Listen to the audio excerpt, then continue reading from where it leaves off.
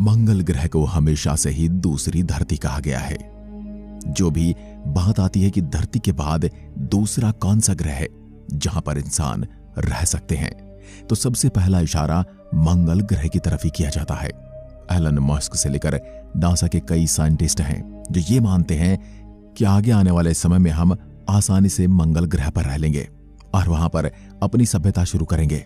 लेकिन क्या सच में मंगल ग्रह पर रहना इतना ज्यादा आसान है कि आगे आने वाले 10-20 सालों में हम मंगल ग्रह पर सिविलाइजेशन शुरू कर लेंगे, या फिर ये सब खोखली बातें हैं?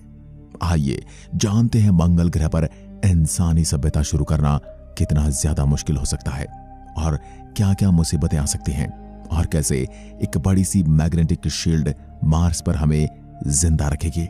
जानने के लिए हमें रहना है अंत तक। Number 1, flight. तो मार्स पर जिंदगी शुरू करने की जो सबसे पहली मुसीबत है वो है मार्स पर इंसानों को पहुंचाना। आज तक 12 लोग चांद पर जा चुके हैं, लेकिन कोई भी मंगल पर नहीं गया है और चांद पर इंसानों को भेजना ही हमारे लिए बहुत बड़ी उपलब्धि है। वहीं मार्स की बात करें तो मून से 150 गुना ज्यादा दूर है और धरती से मंगल ग्रह पर जाने के लिए 7 महीनों का समय लगेगा। लेकिन यह जितना ज्यादा आसान लगता है उतना ज्यादा आसान है नहीं, क्योंकि इतने लंबे ट्रैवल के लिए बहुत ही ज्यादा मात्रा में फ्यूल लगेगा और आज तक हमने कुछ सैटेलाइट मुश्किल से मंगल पर भेजी हैं, जिसमें से बहुत ज्यादा मुसीबतें आई थी। और ऐसे में तो इस रॉकेट के अंदर कई सारे इंसान भी होंगे, जिस वजह से इस रॉकेट का वजन आज तक मार्स पर भेजे गए किसी भी सैटेलाइट से कई गुना ज्यादा होगा, जिस वजह से और भी कई ज्यादा फ्यूल चाहिए रहेगा।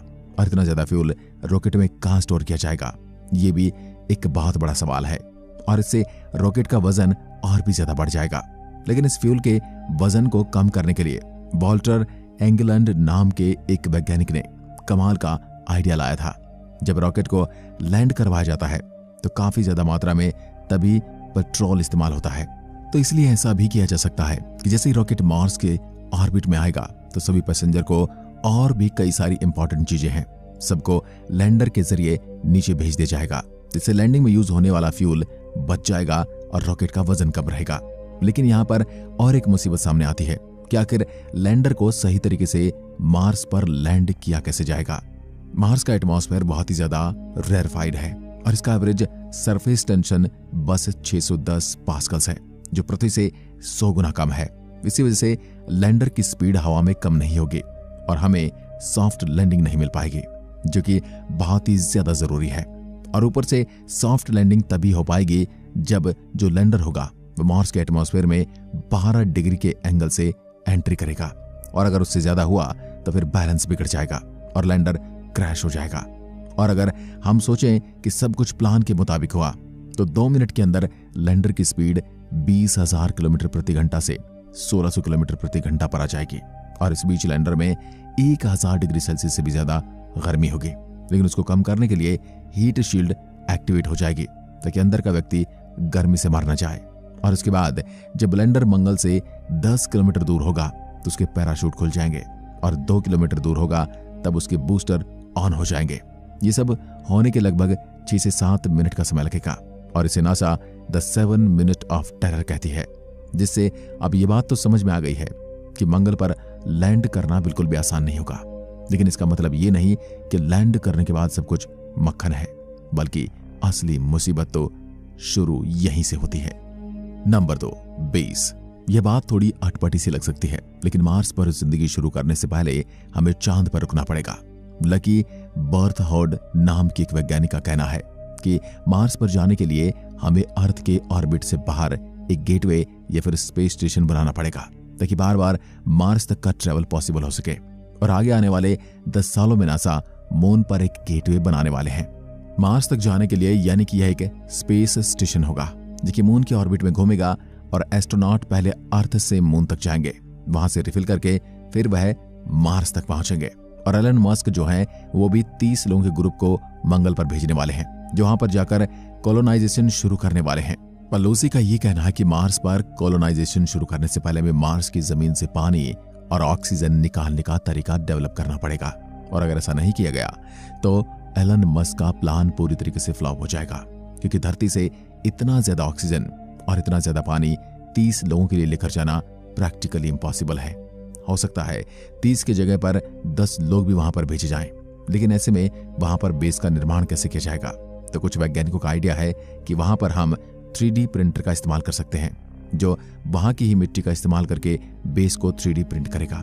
और वहीं नासा ने तो बर्फ का इस्तेमाल करने के लिए भी आइडिया दे दिया है, क्योंकि मार्स का टेम्परेचर बहुत ही ज्यादा ठंडा होता है, करीब -60 से -80 डिग्री तक। ऐसे में अगर वहां पर इन्फ्लेटेबल डोम को बनाया जाएगा, जिसके बीच में खांचे होंगे और उस खांचे में लोकली हार्वेस्टर पानी डाला जाएगा, तो वहां पर बर्फ के डोम बनकर तैयार हो जाएंगे। यहाँ पर एस्ट्रोनॉट रह सकते हैं, क्योंकि उन्हें कॉस्मिक रेंज से भी बचाएगा। और अगर वह वहां पर रहते नहीं है, फिर भी कई चीजों को स्टोर करने के लिए काम में लिया जा सकता है, क्योंकि आपको पता होगा कि बर्फ चीजों को प्रिजर्व करती है। लेकिन ऐसे बर्फ के डोम में वहां पर वेजिटेबल नहीं उगा पाएंगे। एग्रीकल्चर यानी कि वहां पर खाना उगाना कोलोनाइजेशन के लिए सबसे जरूरी है। और इसीलिए ही इंटरस्टेलर लैब नाम की कंपनी ने सेल्फ कंटेन्ड ग्रीन हाउस डोम बनाए हैं, जो कि बहुत छोटी जगह पर फिट हो जाएंगे, पर इन्फ्लेटेबल होंगे। इसलिए वहां पर जाकर जब उसमें हवा भरी जाएगी तो यह बड़े हो जाएंगे और इसमें आराम से वेजिटेशन उगाया जा सकता है। अगले रॉकेट से यहाँ पर और भी लोगों को कॉलोनी बनाने के लिए और हमारी सिविलाइजेशन को आगे बढ़ाने के लिए लाया जा सकता है। लेकिन आगे जो स्टेज आने वाला है वो और भी ज्यादा चैलेंजिंग होगा। Number 3, mining and factory. पूरी पृथ्वी पर भर भर के माइनिंग की जाती है और उसी के बलबूते पर आज हम इतने ज्यादा डेवलप हुए हैं। ऐसे में मंगल की बात करें तो वहां सबसे पहले बर्फ को माइन किया जाएगा, क्योंकि वहां पर पानी का कोई सिस्टम नहीं है। इसी के बाद मंगल की मिट्टी को और वहां के पत्थर को भी माइन किया जाएगा, ताकि उसकी मदद से वहां पर घर बनाए जा सके। और धरती से हम जो भी मॉडर्न टेक्नोलॉजी की चीज वहां पर भेजेंगे, वो धरती पर मिलने वाले मिनरल से ही बने होंगे या उससे ही चलते होंगे, जिस वजह से हमें वहां पर भी वैसे ही मिनरल्स ढूंढने पड़ेंगे। और नासा का कहना है कि मंगल पर भी गोल्ड, आयरन, कॉपर जैसे ढेरों मिनरल्स के रिजर्व मौजूद हैं। लेकिन यह पृथ्वी जितने नहीं है और बस कुछ 100 सालों तक इंसान सभ्यता इसका इस्तेमाल कर सकती है, फिर यह खत्म हो जाएंगे। और लाखों अरबों डॉलर्स खर्च करके बस 100 साल तक अगर यहाँ सिविलाइजेशन चलेगी तो इसका मतलब क्या है? तो इतनी मेहनत क्यों की जाए? जल्दी डिसीजन पर पहुंचने से पहले हम आपको बता दें कि मंगल ग्रह जो है वह एस्ट्रॉयड बेल्ट के काफी पास है। और ये एस्ट्रॉयड जो इसे प्रैक्टिकली इनफाइनाइट मिनरल्स का सोर्स कहा जाता है। और नासा के साथ साथ पृथ्वी पर मौजूद और भी कई ऐसी कंपनी है जो कि ऐसी टेक्नोलॉजी बना रही है कि वह आगे जाकर एस्ट्रॉयड पर माइनिंग कर सके, क्योंकि सच में मिनरल्स के अंधे रिजर्व हैं, जिनका जितना ज्यादा हो सके उतना ज्यादा इस्तेमाल किया जा सकता है। और अगर मंगल ग्रह पर हमारा बेस बन गया तो बेस का इस्तेमाल करके एस्ट्रॉयड से मिनरल्स निकालना और भी आसान हो जाएगा। और फिर यहाँ पर मौजूद इस सिविलाइजेशन को, यहाँ तक कि पृथ्वी पर मौजूद हम लोगों को भी मिनरल्स के खत्म होने की चिंता कम हो जाएगी, ये लगभग खत्म हो जाएगी। Number 4, terraforming. अगर अभी तक आपको ये लग रहा है कि मंगल ग्रह पर रहने के बाद सबसे बड़े चैलेंजिंग ये होंगे कि यहाँ पर ग्रेविटी बहुत ही ज्यादा कमजोर है, यहाँ पर इतना ज्यादा कम मात्रा में ऑक्सीजन है कि सांस लेना पूरी तरीके से इम्पॉसिबल है, और यहाँ पर हड्डियां जमा देने वाली ठंड है, तो आप गलत हो। यहाँ की जो सबसे ज्यादा खतरनाक चीज है वह है कॉस्मिक रेडिएशन। धरती के मुकाबले मंगल पर कॉस्मिक रेडिएशन 40 गुना ज्यादा है, और इसका कारण है पृथ्वी पर मैग्नेटिक फील्ड है जो कि सूरज से आने वाली कॉस्मिक रेडिएशन को दूर करते हैं, और बस थोड़ा बहुत कॉस्मिक रेडिएशन हम तक पहुंच पाता है, जो कि नुकसानदायक नहीं होता। पर वहीं मंगल ग्रह पर ऐसा कोई फील्ड मौजूद नहीं है, जिस वजह से कॉस्मिक रेडिएशन सीधा मंगल ग्रह के सरफेस पर और वहां पर होने वाले और वहां पर रहने वाले लोगों पर गिरेगा, जिसकी वजह से बिल्कुल ऐसा है जैसे कि कुछ ही मिनटों पहले आप बाजू में एक न्यूक्लियर पावर प्लांट ब्लास्ट हुआ है। और इससे बचने के लिए एक उपाय हमने पहले भी बताया है कि बर्फ के बने डोम में रहना, लेकिन काम करने के लिए और रिसर्च करने के लिए बार बार बाहर जाना ही पड़ेगा, जिस वजह से कॉस्मिक रेडिएशन बार बार एस्ट्रोनॉट और वैज्ञानिकों को चोट पहुंचाएगी। और इससे बचने का बहुत ही ज्यादा संकीर्ण तरीका है, एक बहुत ही ज्यादा बड़े डिपोल मैग्नेट को सूरज और मंगल के बीच में लगा दिया जाएगा। हाँ, यह बेहुदा लगता है, लेकिन यह किया जा सकता है। और उससे निकलने वाले जो मैग्नेटिक तरंगे होंगी वह सूरज के कॉस्मिक रेडिएशन को मंगल तक नहीं पहुंचने देंगे, और इससे मंगल का टेम्परेचर भी थोड़ा कम हो जाएगा, जो कि प्लांट के लिए बहुत बढ़िया होगा। वैसे फिलहाल कई वैज्ञानिक ऐसे प्लांट बना रहे हैं जो मंगल की धरती पर उग सके, और उसमें से कुछ रिसर्च सक्सेसफुल होते हुए नजर भी आ रहे हैं। आज के लिए बस इतना ही। अगर आपको अच्छा लगा तो चैनल को सब्सक्राइब जरूर कर दीजिए लाल बटन दबाकर। दोस्तों, वीडियो में यहां तक बने रहने के लिए धन्यवाद।